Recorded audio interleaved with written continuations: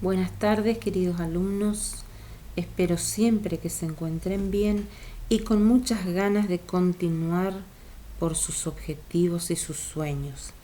Hoy arrancamos la unidad 2 con una selección de temas que arrancaría con las funciones del lenguaje, tipos de texto según la trama. Vamos a tomar la bibliografía de Rueda de Twentyman y Enrique Aurora, claves para el estudio del texto, el capítulo 3 que habla de tipologías textuales. Cuando hablamos de funciones del lenguaje, la función principal del lenguaje es la comunicación.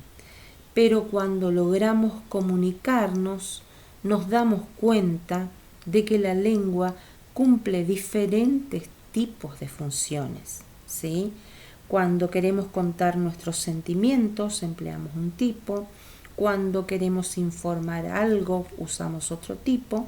Cuando queremos ordenar algo, otro tipo, ¿sí? Según el autor Karl Bühler, en su teoría del lenguaje de 1934, determinó 3 funciones del lenguaje. Para él, la primera función es la función expresiva, que se relaciona con la primera persona. Su finalidad es expresar un estado de ánimo, un sentimiento. El segundo es la función apelativa. Se vincula con la segunda persona, porque el hablante intenta influir sobre el oyente para conseguir una determinada conducta. El tercero es la función representativa. Se refiere a la tercera persona, ya que su intención es informar acerca de algo exterior al hablante y al oyente. Hacia 1963 aparece Roman Jakobson, que propone un nuevo esquema partiendo del modelo de Bühler, y él reconoce que en todo acto comunicativo existen diferentes tipos de elementos, como el destinador, el destinatario, el mensaje, el código, el contexto, el contacto, que es el canal. Y a partir de esos elementos se originan las funciones del lenguaje, que para él son 6. La primera es la función referencial, que se corresponde con la representativa de Bühler y privilegia el contexto, o sea, el referente. La segunda es la función emotiva, que también coincide con la expresiva de Bühler y privilegia al destinador. Por ejemplo, yo digo, ay Dios mío, qué angustia que tengo. Estoy expresando algo de adentro. La tercera es la función conativa. Tiene equivalencia con la apelativa de Bühler y se orienta al destinatario. Las expresiones más apropiadas son el vocativo y el modo imperativo. Ve, pero vuelve pronto, por favor. 4. La función fática. Para él la función es la de establecer, prolongar o interrumpir la conversación y se apoya en el canal, o sea, en el contacto. Cuando a veces uno va en el colectivo y dice, hola, ¿me escuchás? Yo no te escucho, entonces estamos probando el canal a ver si funciona o no funciona. La quinta es la función metalingüística, que se produce cada vez que el mensaje se refiere al código lingüístico, o sea, al idioma, para hablar sobre el lenguaje mismo. Esto ocurre cuando buscamos una palabra o un concepto lingüístico en el diccionario. La sexta para él es la función poética. Pone el acento en el mensaje, en la estructuración, en la técnica artística del mensaje, que no solamente se da en la poesía. Entonces, esta clasificación tuvo críticas, ¿sí? Que después ustedes van a ampliar. Tuvo bastante críticas, pero en los manuales de la secundaria se emplea la clasificación de Jakobson. Tipos de texto según la estructura.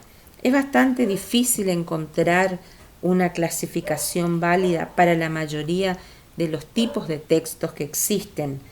Los distintos tipos son productos de la actividad discursiva de los hablantes de una comunidad, que está en permanente cambio, y eso se ve reflejado en los textos.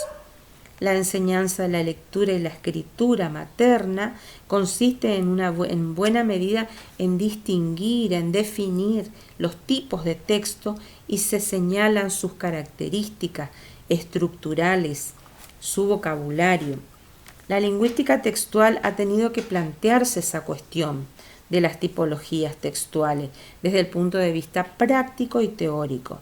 Bastian fue uno de ellos, de los estudiosos, el primero en hablar de géneros discursivos. Él distingue entre géneros discursivos primarios y géneros discursivos secundarios. Para él, los géneros discursivos primarios son los que se desarrollan en forma directa con la realidad. Por ejemplo, un diálogo, una comunicación cotidiana, una carta familiar, sería un género discursivo primario. En cambio, el género discursivo secundario se refiere a formas de comunicaciones más complejas, por ejemplo, textos periodísticos, una novela, algo científico. Generalmente los géneros secundarios absorben a los géneros discursivos primarios, ¿sí? Werlich en 1975 distingue 5 tipos básicos de textos.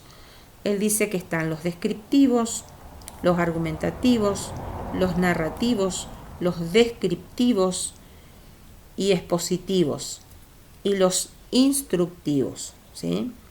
Estos tipos de textos se relacionan con las actividades cognitivas humanas. Otro lingüista, Adam, 1991, agrega a esta clasificación narrativa, argumentativa, explicativa, descriptiva, y agrega la dialogal. Nos vamos a quedar con la clasificación de Adam. Según las tramas textuales, es la forma en que se organiza el contenido, o sea, su finalidad. Optaremos la clasificación de Adam, como dije. Tomamos la trama narrativa, hoy le explico la trama narrativa y la próxima las otras que quedan. La trama narrativa se caracteriza por exponer hechos o acciones desarrolladas en una secuencia temporal y en un espacio y un tiempo.